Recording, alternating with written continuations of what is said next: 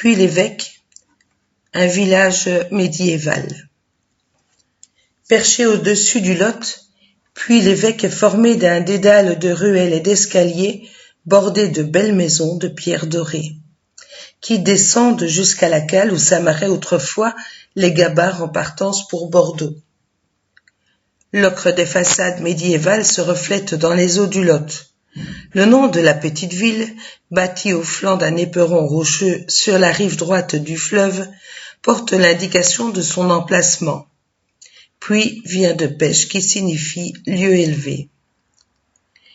Puy-l'Évêque fut une importante cité médiévale qui occupait une position extrêmement stratégique du Lot.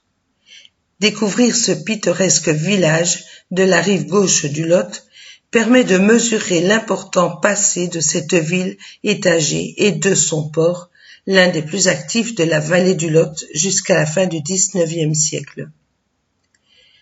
De la place Georges-Henri, on peut longer au pied le ruisseau des Clédelles jusqu'à l'ancienne cale de commerce. Les rues transversales rappellent l'activité économique de ce vieux quartier tourné vers le Lot. Rue des Cloutiers, rue des Teinturiers, rue des Bateliers, qui vous invite à découvrir les nombreux vestiges de son lointain et riche passé. Tout en haut de la ville, deux édifices dominent les toits des Tuiles. La tour du XIIIe siècle, qui devait être partie intégrante du castrum, aujourd'hui disparue, et l'imposante église Saint-Sauveur du XIVe et du XVe siècle, avec sa nef gothique à croisée d'ogives. Toutes les rues de Puy-l'Évêque conduisent vers les quais. Parmi les différents bâtiments, on peut voir le couvent des Capucins, le château de Lichéry du XIVe siècle, un presbytère du XVe siècle et la chapelle Saint-Michel.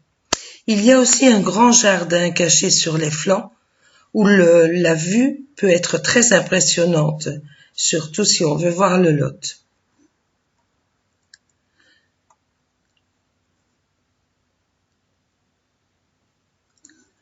C'est une ville vraiment à découvrir, qui est très intéressante, et rien ne nous empêche de faire un tour en gabarre sur le Lot.